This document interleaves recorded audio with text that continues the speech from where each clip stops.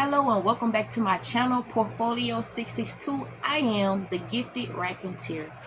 So, this is part one of our story time. This is Blood Money, Holy Water, the story that keeps unfolding. And before I even begin, I just want to give honor what honor is due. I did use Gemini AI to help me structure. These are my thoughts. These are my words. Well, these are my thoughts. They help me word it in a specific way, and they help me structure my story. So I don't want you to be misled. But I did use Gemini AI to help me structure my story. If you reach part 2 and part 3, those are strictly from me. Strictly from me. So let's tap into it, please. First, we're going to start with a quote. Above all, watch with glittering eyes the whole world around you, because the greatest secrets are always hidden in the most unlikely places. This quote is by Raw Dog. Don't know if I said that right. So it is spelled ROALDDAHL, to give honor where honor is due.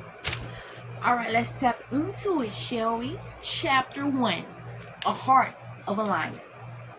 The crisp air in the brightly lit kitchen was thick with the smell of Mississippi Southern fried catfish, Granny's whole cake, spaghetti, and green beans. And something unpleasant, likely Arlene's mood. Aspen was attempting to clear the dishes from the dinner table, moving in her normal routine. First the eating utensils, then the plates and bowls, and then the pots and pans. From behind her, she heard a voice. Look at her, laughed Jason, the oldest boy, while leaning back in his chair until his front legs lifted off the kitchen floor. Looks like she's gonna cry again. You gonna cry? Huh, Aspen? Weirdo. Aspen kept her gaze on the chipped plate in her hand. She was used to it. The weirdo label was one of the less harsher things that she had heard. And although she felt that familiar sting behind her eyes, the one that meant tears were coming, she clamped down on it. Not today. Not today, Aspen. Not today, she said to herself. She's gonna cry. She's gonna cry, her older sister said while pushing her elbow into her twin sister Tasha. She always cried. Look how pretty she is. And she always crying? What a waste of pretty. Arlene, who had been scrolling and gossiping about her social media timeline, she sighed a loud dramatic sound that signaled her annoyance was not with the bullies, but with the one being bullied.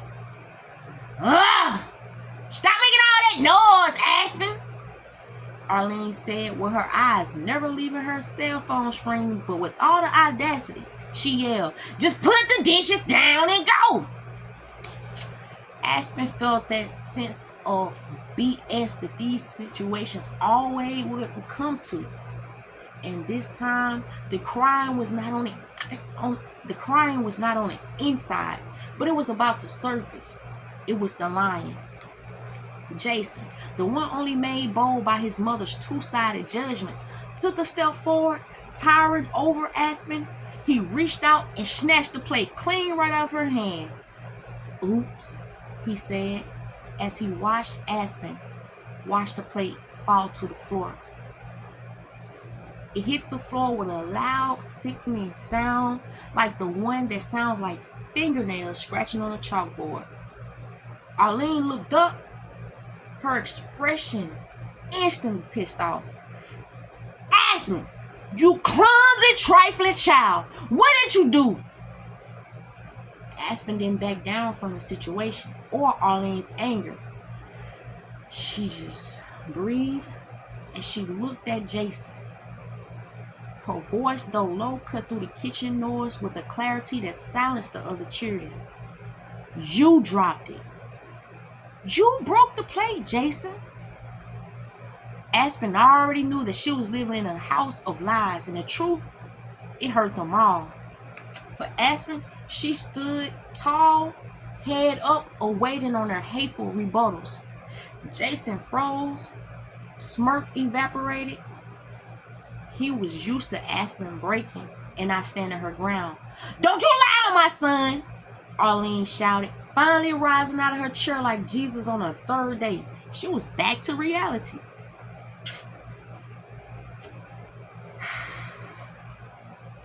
"He took the plate from me. He broke it, not me, Arlene." It was the use of her given name, Arlene, instead of Mama, that was the quiet explosion. It was a momentary glimpse of courageous heart underneath the freaking tears, a defiance that recognized the cruel truth of her environment. The kitchen was so quiet you could only hear crickets from outside. Arlene felt the cold shift of fear, not the fear of an angry child, but the terrifying feeling that Ella's warning was true. Her secret was growing a spine, and one day it would speak louder than she ever could. Rose stood in the shadow of the pantry doorway. Just like Aspen, the one thing that they both had in common was quietly enduring Arlene's anger. He had been there, watching, silently, the entire time. He seen Jason grab the plate. He seen Aspen's stubborn face look at Arlene and call her by her name. Arlene. It was a word that felt like an accusation in the stillness of the kitchen that left both Ro and Arlene asking, "Do she know?" He watched Arlene's chest release with suppressed rage, her face tight with a tension that wasn't just maternal frustration. It was the fear of being seen. She hated it when Aspen showed that fierce, untamable lion. That wildness was the same quality that made her beautiful, the quality that made the lie so dangerous. "Go to your room, Aspen," Arlene finally managed, her voice menacing. "Now, I'm tired of you. You getting on my nerves." Aspen, still trembling, but holding her head high, hurriedly picked up the broom from the corner and began to sweep the large pieces of the shattered plate. "Leave it," Arlene commanded. "Just go." Aspen dropped the broom, her eyes fixed on the floor, and without another sound, she ran to her room. The sound of her quick footsteps echoed up the stairs. The other children immediately broke the silence with escalating whispers and giggles, while scattering from the kitchen like roaches. Finally, Rose stepped out of the shadow. Arlene spun around, her eyes blazing, ready to direct her fury at him. "You saw that?" she hissed. "She called me Arlene. And she was lying. She was lying about Jason. He wouldn't nip." Before she could even finish the word never, "He broke the plate, Arlene," Rose stated simply, his voice flat, devoid of emotion, a tone he had perfected over years of living with a horrific secret. Arlene stopped, holding her chest tighter than Fred Sanford when he was calling on Elizabeth. She knew he wasn't lying for her in this. She needed him to be her silent witness, not her judge. "Oh, so now you taking her side? Now you taking her side? That ungrateful, that child you brought in my house?" Ro walked over to the broken pieces of ceramic and knelt down, carefully picking them up with a dustpan. He hated the sound of breaking things. It was a physical manifestation of the fracture in their lives. "I'm not taking sides, Arlene," he said without looking up. "I'm telling the truth. You need to keep things quiet, keep things controlled. Ella was just here yesterday reminding you again, wasn't she? He knew Ella's visits disturbed Arlene, making her irate and harsh towards Aspen. Ella saw the truth of the situation, not the legal documents, but the moral truth, and she didn't fear Arlene. Rose stood up, dropping the broken pieces into the garbage can with a heavy thud. He looked at the empty space where Aspen had been, with a mixture of emotions, regret and fear. She is so much like her mother. That was his constant torment. Aspen was a reminder of the life they stole, and every time she showed her strength, her courage, or her beauty, it was a terrifying reminder of what they had done. He wasn't cruel like Arlene. His sin was the cowardice of his silence, the decision to look away while a child was systematically crushed. Look, I need you to calm down, Rose said, placing his large, rough hand on Arlene's shoulder. We keep the house quiet, we keep the paperwork clean, and when she cries, let her. As long as she cries, she doesn't fight.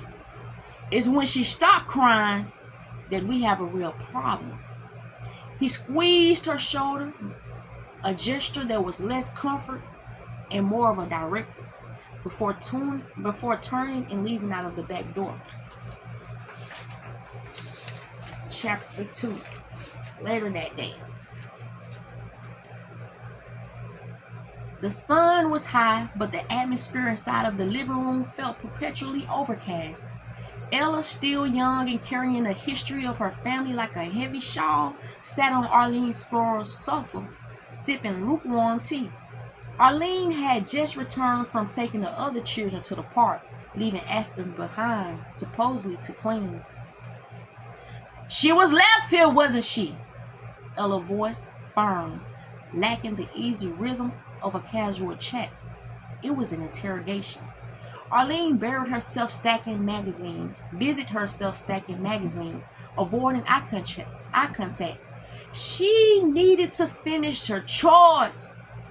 They needed to run around. They didn't need to be bothered by her and her sassiness. They're all your children, Arlene, including that girl upstairs, Ella stated, placing her cup precisely on the coaster. Or, at least you pretend she is. Arlene finally looked up, her face pinched with a familiar mix of annoyance and dread. Don't you start, Ella. I'm doing what is best for her. She is loved and she is safe. Loved, Ella scoffed softly. That beautiful child cries herself to sleep 3 nights a week. I can hear her through the vents when I'm over here. And you don't think I see those bruises on her spirit from those 8 little demons you let run around? They treat her like a servant. And you just look away. Ella leaned forward, her gaze intense. It's been 12 years, Arlene. 12 years you had a clock ticking in the walls of this house. That girl is going to grow up and she's going to ask questions. You have taken someone's child and built a life on a foundation of lies. I know your papers are clean, but your soul, Arlene, your soul is stained. Arlene walked to the window, twisting her wedding band. You don't know. You don't know what you're talking about. You don't know what I had to do. Oh, I know exactly what you had to do, Ella countered, her voice dropping to a powerful whisper. You wanted a beautiful baby, a perfect accessory, and you didn't care who you hurt to get her. But that girl is a mirror, Arlene. Every time you look at her, every time you hear her cry, you see the past and it drives you crazy. That's why you let them mistreat her. You're trying to destroy the evidence. Ella stood up, walking across the room and standing directly in front of her sister. You tell Ro to manage the house, and you manage the lie. But you are running out of time. Your past is not some dusty thing you can forget. It's Aspen herself. She is bold, Arlene. She has a fighter in her. That child is not going to break. She's going to roar. Ella reached out and gripped Arlene's arm. Everybody gripping Arlene's arm. Ella reached out and gripped Arlene's arm, her voice hard as steel. You listen to me, Arlene. That little girl will find out the truth someday. And when she does, you and your comfortable life, your husband and your other children, it's all going to shatter. You will not escape what you did to her, and you will not escape what you are doing now. You treat her better, or I swear to God, I will be the one to make sure that you pay for that innocent life. Ella released her grip, the threat hanging heavy in the air. She didn't wait for a response, simply collecting her belongings and walking towards the door. Just before she opened the door, she paused and looked back at her younger sister, who was trembling by the window.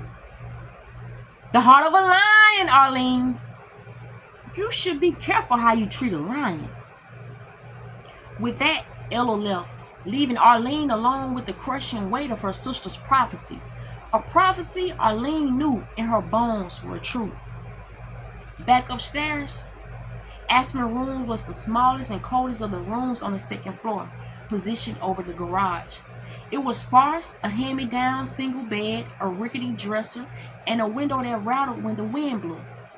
It was the only place in the house where she felt she could truly breathe. She didn't slam the door, she simply shut it with care, leaned her back against the cool wood, and slid down until she was sitting on the floor. The moment the latch clicked into place, the walls of her remarkable self-control crumbled. The tears had been fought back so fiercely in the kitchen, the ones that stung her eyes as she called Arlene by name, now rushed out like a river. She didn't sob loudly. She learned long ago that noise brought scrutiny.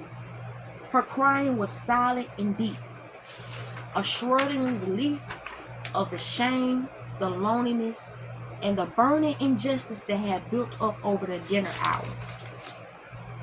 She curled her knees to her chest, burying her beautiful face against them, her dark skin glistening with moisture. She wept for the plate, for the fact that she was always blamed, and most of all, for the hollow ache in her heart that knew, with a child's clear, terrifying instinct, that she did not belong here. Why are they so mean to me? How does she let them? Where's my help, God? Don't you love me? The questions. It was a constant loop, a pain as familiar as the chipped paint on her windowsill. After a long while, the intensity faded, leaving her breathless and drained. She sat up, swiping the back of her hand across her wet cheeks. Her eyes, usually bright and expressive, were puffy and red-rimmed. Aspen pushed herself up and walked to the dresser. She pulled out a small, worn, leather-bound journal. It had no entries. It was a physical object, something secret in hers, a tiny rebellion. She opened it to a blank page. She didn't write. Instead, she traced the lines of the page with her fingers, focusing on the way that her hand trembled. She looked down at her small, powerful hands, the way that she could hold a book, pull weeds in the garden, hold a plate steady while a buddy tried to take it away. I told the truth. That was the thought that she held on to, the single, unyielding victory of the night.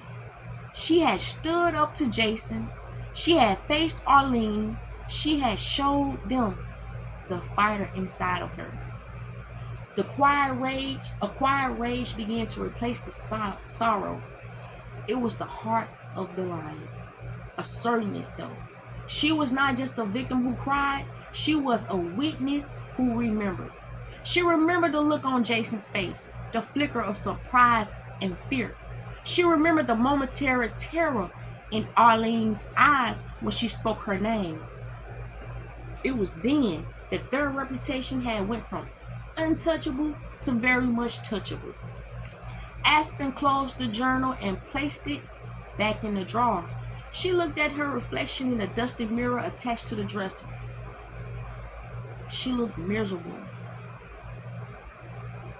Yes, but underneath that misery, something was brewing. She wouldn't cry again tonight. She had shed the tears for now. The lion was fed, not with comfort, but with resolve. They could break the plate, they could call her names, but they could not break the fact that what she saw and what she knew was true. She was telling the truth. And they were all liars. And one day, she would have the strength to do more than just whisper it.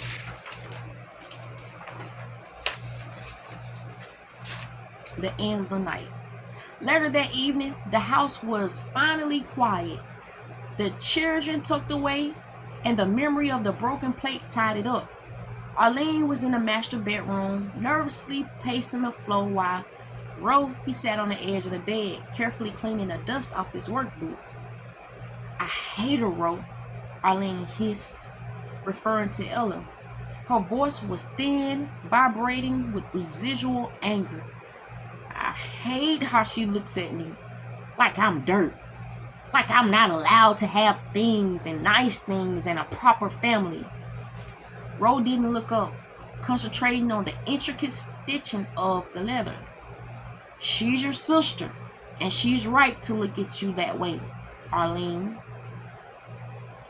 You let those children treat that girl like, you let her treat her like she's a prisoner. And Ella, she won't stop until she sees us crash. I don't let them do anything. Arlene threw her hands up in exasperation. It's just so difficult. She got that look on her face, that pity, and it drives me mad. And today, calling me by my name in front of Jason, she's trying to destroy me, Ro. She's trying to destroy me. And Ella is fueling it. Ro finally sat down abreast and looked up at his wife. His expression was heavy, resigned, and utterly devoid of warmth. Ella doesn't need to feel anything, Arlene. You do it yourself. You're letting the resentment show. Now, when we did this, we agreed control. We had to control the narrative. We had to control her. He stood up, his large frame filling the space, his shadow engulfing Arlene's smaller figure. She's starting to see past the noise, Arlene. Today, she looked at you and spoke the truth. Jason broke the plate. She's strong, too strong. You need to temper that strength, or one day she's going to ask for her real mother, and we won't have an answer. Arlene began to cry, but not with the silent, profound grief of Aspen. Her tears were self-pitying and frantic. I don't know how to do this anymore. It's too much. I try to be a good mother, and it's just like she looks at me with those beautiful eyes. It reminds me of everything I stole. Ro took her shoulders. Once again, they love grabbing this woman's shoulder. And he gripped it tight. Stop it. Pull yourself together. We are safe. The papers are clean. The social worker signed off years ago. The law is on our side, but the appearance matters. He leaned in, his voice dropping to a low rumble. Here's what we do. You stop letting the children touch her. You stop the blatant cruelty. Ella is watching, and she's got a big mouth, a moral code the size of Mississippi. So, For the next few months, you treat Aspen well enough to satisfy Ella. Buy her something. I don't know, give her an allowance. Let her eat first. Make it look like you are trying. Give Ella nothing to grab hold of. He released her, his eyes cold and clinical. But that doesn't change the truth. She is not ours. So you keep her isolated from the others. Keep her busy with chores, keep her distant. But stop letting them hurt her physically. That is how we keep the lion quiet until she's old enough to leave. Arlene nodded slowly, wiping her eyes. The idea of performing kindness for the benefit of Ella was something that she could manage, a task rather than a genuine emotion. And Ella? Arlene asked, her voice barely a whisper. Ro walked to the dresser and pulled out a fresh pressed shirt for the next morning. Ella is family. She'll always talk. But family is messy. If she ever tries to go public, she'll be trying to undo a clean adoption. Who would they believe? The sister who is full of old jealousy or the parents who have 12 years of paperwork? We manage the mess, Arlene. We always manage the mess. Chapter 3. The Genesis of the Lie. 12 years ago.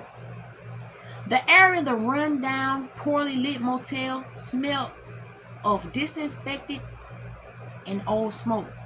Arlene, then 35, sat on the stained mattress. She was dressed in clothes too expensive for this place, her face drawn and pale despite the meticulous makeup. She hadn't been able to conceive a child and had become obsessed, driven to a breaking point after years of failed fertility treatments and a painful public misadoption that fell through.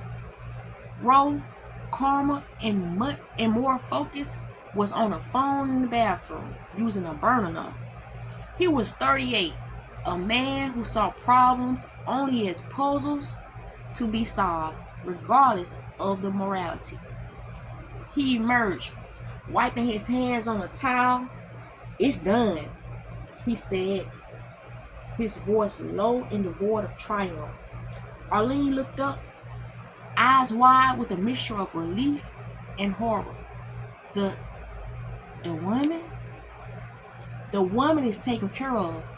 Her family is complicated. Nobody will be looking for her aggressively, at least not for a few days. And by then, we'll be long gone, and the paper trail will be set. Ro walked over to the portable crib placed awkwardly in the corner.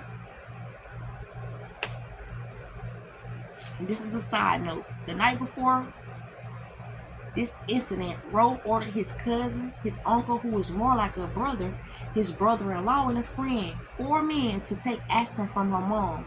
Ro had targeted the prodigy daughter of one of the most richest men in Mantle City, Silas Vane. Inside the crib lay a beautiful 8-month-old baby girl. Her skin was the color of warm honey, her eyes already large and dark and sternly alert.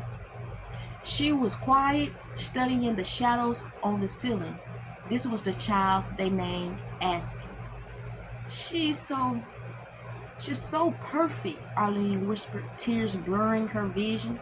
These were tears of attainment, not of genuine maternal love, but the relief of finally satisfying a decade-long ache. Ro ignored the emotion. She's the target. The papers are the shield. He explained the logistics, reciting a plan he had spent months creating after finding the opportunity, the young, vulnerable mother, the lack of immediate family ties, the perfect storm of circumstances. We pay off the right people in the right places, not for an adoption, but to make the records disappear and then reappear later without our names attached, Ro explained, gesturing to a thick folder of fake documents in his briefcase. This legal adoption we filed was genuine. but the subject was another child, one who was easily traced and retrieved by her family a few weeks ago. We used that incident, that official failure, as the reason we found a private, desperate situation that needed a rapid, closed adoption. Ours. Now the money we spent bought the silence of the woman who processed the refiling of a newborn's record, placing our names on a new birth certificate and the subsequent adoption paperwork. He knelt by the crib, his face serious. This child will be legally ours. No one would know that the first 8 months of her life ever happened. To the world, we adopted her at birth after a difficult search. The truth is buried under the layers of cash and bureaucracy. Arlene. But Ella, she murmured, already anticipating the threat. She will know something isn't right. She knows how hard we struggle, how suddenly this happened. Ella can suspect all she wants, Rose scoffed. She has a moral compass, not a police badge. She can't fight a court-certified adoption order. Her warnings are just noise. Arlene, as long as we keep the documentation clean and consistent, you are her mother now. You must act like it publicly, but privately. He trailed off, looking at the baby who yawned and nestled in the bassinet. Privately, Ro continued, his voice heavy with the true cost of their choice. She is the evidence of the greatest risk we've ever taken. You wanted this so badly that you broke the law for it.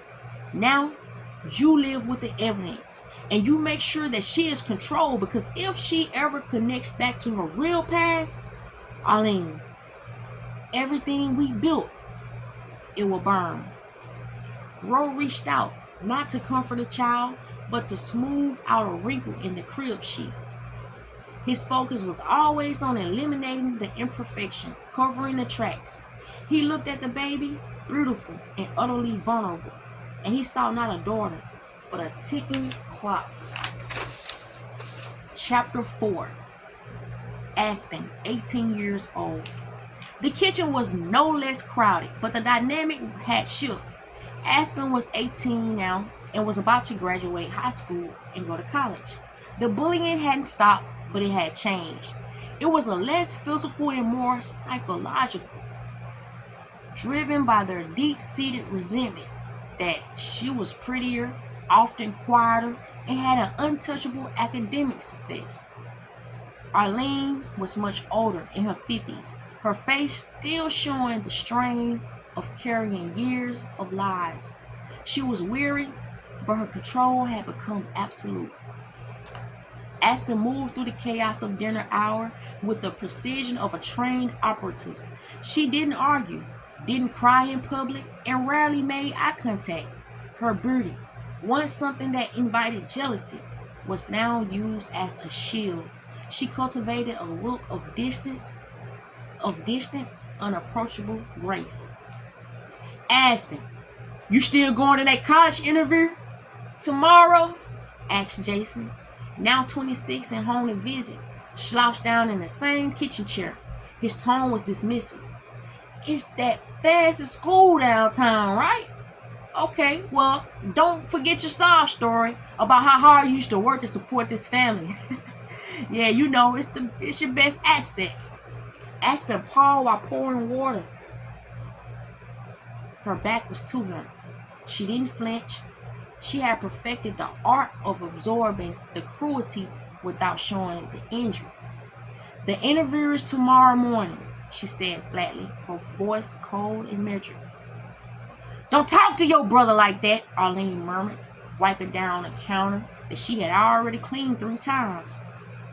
Aspen set the picture down and finally turned back.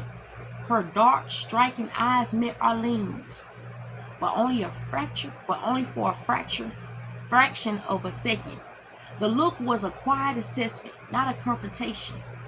It was a look of someone measuring the strength of a cage. I was answering his question, Arlene, Aspen said, using her fake mother's name in private only. It was a subtle act of psychological warfare that kept Arlene off balance. Roll entered the kitchen, sensing the shift in the air. He glanced at Aspen, noting her composure, the effortless way she carried herself. He saw the lion, fully grown now, but utterly silent. It unnerved him more than the tears ever did. You drive yourself, Aspen, Rose said gruffly, and don't be late. I won't, she replied, retrieving her book bag. She headed out the back door to the small cold storage shed where she had been doing her study. It was the only quiet place that she had found, and Ro allowed it because it kept her separate. As the door clicked shut, the other siblings instantly resumed in the noise. Sorry about that. Ro watched the empty doorway. She's leaving soon, Arlene. That's good. She's too smart, too quiet, too much like... He stopped himself, glancing at Arlene. Too much of a risk. Arlene shrugged. She hates me, Ro. She looks at me like I'm a ghost. Meanwhile, Aspen sat on a wooden crate in the shed, pulling a sweater tighter around her. She wasn't cold. The isolation was now comfort. She pulled out her interview notes, the paper crinkling softly. The college application was her ticket out, her primary focus for the last 3 years. But she carried a second, more important item. A worn, leather-bound journal. It was no longer blank. It was full of poetry and internal thoughts. Inside, tucked between the pages, were small, meticulous notes, a summary of the fraudulent notes that she found from Roe's briefcase. Details about Ella's past warnings and every instance of bullying that she could remember, categorized by dates. She was building her own evidence file, motivated not by anger, but by a deep-seated, logical need to understand the anomaly of her painful life. She didn't know yet that her parents were not her real parents, but she knew that they were not hers. She knew a great lie was built around her existence. And when she looked into the mirror, she saw the strength that had saved her, the courage to survive the abuse, the intelligence to create a clean escape plan, and the iron will that had replaced her childhood tears. The lion was 18. It was quiet, it was calculating, and it was about to walk out of the cage. Chapter 5. The Lost Child, a Mother's Agony. The apartment was barely big enough for one person, let alone a new mother and baby. It was 12 years ago, just hours after Ro had paid off and taken Aspen, a baby whose name we don't really know yet.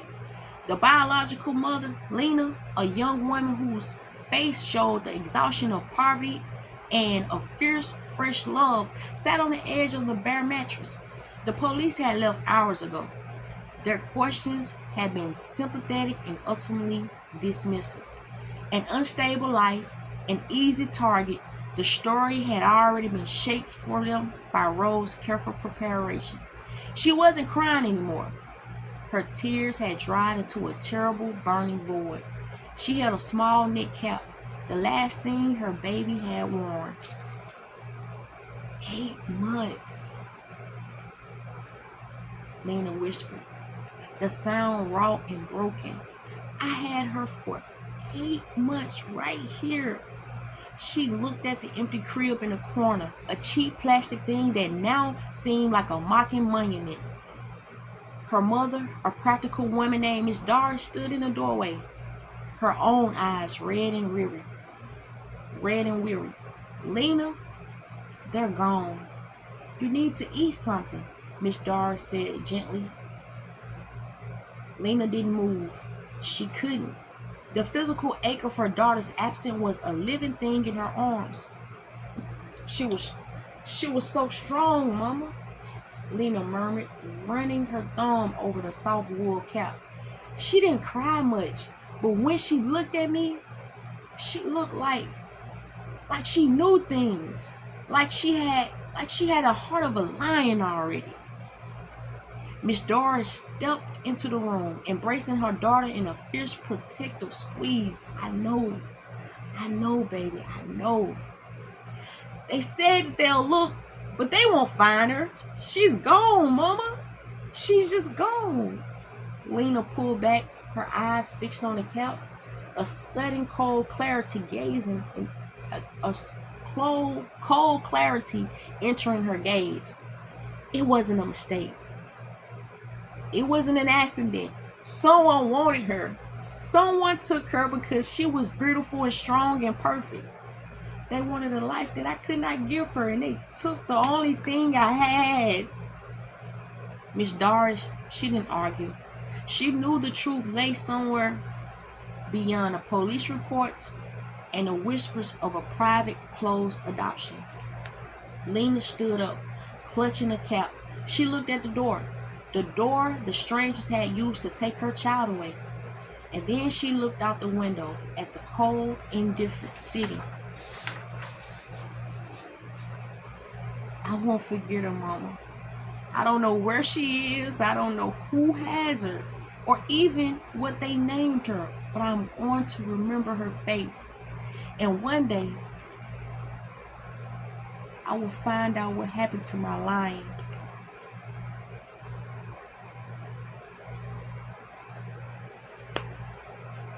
The day before Aspen was scheduled to leave for the university, rode through a small mandatory barbecue, a stage show of parental pride meant to silence any lingering neighborhood whispers. Ella arrived late, dressed immaculately, her face set in a deep frown. She ignored Arlene's nervous attempt at a hug, her eyes seeking out Aspen. Aspen was seated quietly on the yard. Arlene cornered Ella on the porch, away from the younger children. Don't you dare try to ruin this, Ella, Arlene hissed under her breath, clutching a plastic cup so tightly her knuckles turned white. Aspen is going to college. She's leaving. We did a good job. We kept her safe, just like Rose said.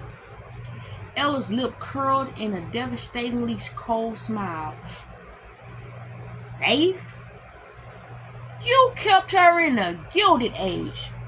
Why you kept her in a gilded cage. While y'all went prancing off living in a gilded age. And you let your little bitty wolves hunt her life for 18 years. You kept yourself safe. You kept your secret safe. Not her heart. Look at her. Ella's eyes directed to Arlene to Aspen, who was laughing politely at a joke made by Rose's business partner. It was beautiful, controlled laugh, utterly empty of true joy. She doesn't know the truth, but she knows the lie, Ella stated. That girl is walking away without a single tear, without a backward glance. Do you know why? Because this house is not her home, Arlene. You are not her mother, and she knows it. Arlene's face crumpled slightly. She's ungrateful. No, she's courageous, Ella corrected, her voice gaining the strength. And she's smart, she's leaving, and that is your grace period. You get those 4 years, Arlene, to repent and pray that your past, that it stays buried. Suddenly, Ro appeared behind Arlene, his presence large and menacing. He had clearly heard the last few words. That's enough, Ella, Ro said, his voice hard as the wood he worked with. You've pushed this noise for 12 years. She is legally our child. Aspen knows nothing. We raised her. You have nothing. Ella turned slowly to the face of Ro, her composure unshakable. I have the moral truth, Ro. That girl has the courage to seek it out, Ro.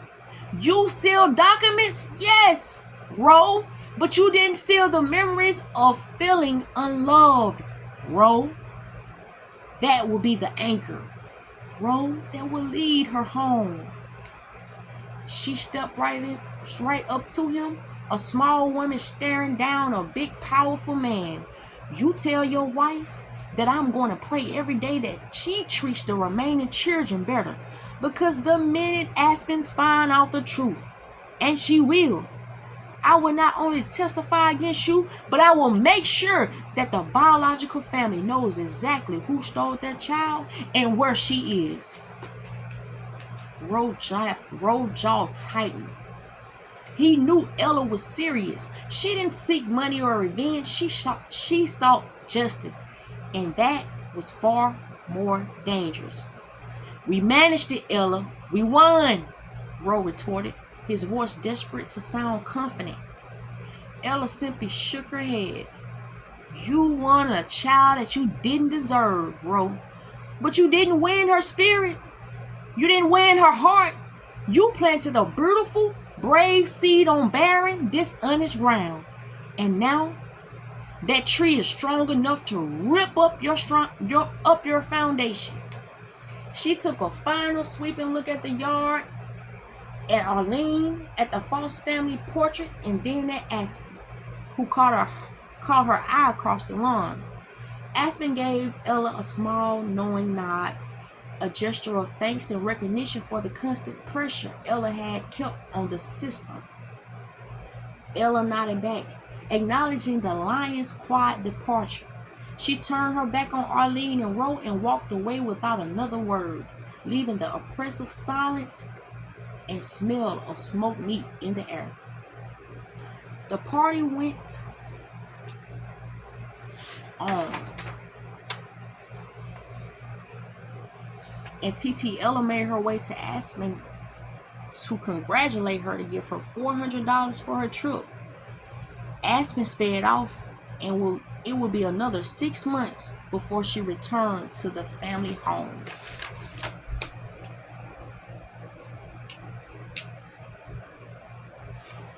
Christmas break.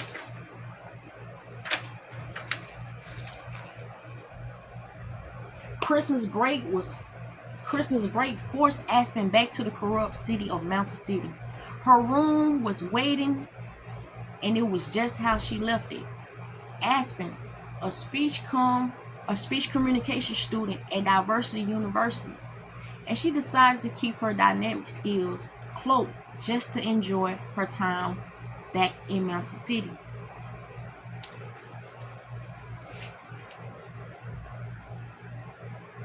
Christmas anniversary. The mansion was glowing with the white lights for Arlene and Ro's anniversary.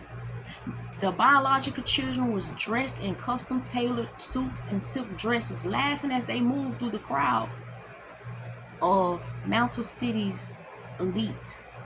Aspen, however, was in the kitchen, and her beauty was undeniable, but she dressed in a simple, faded black dress, tasked with ensuring the catering staff didn't steal anything.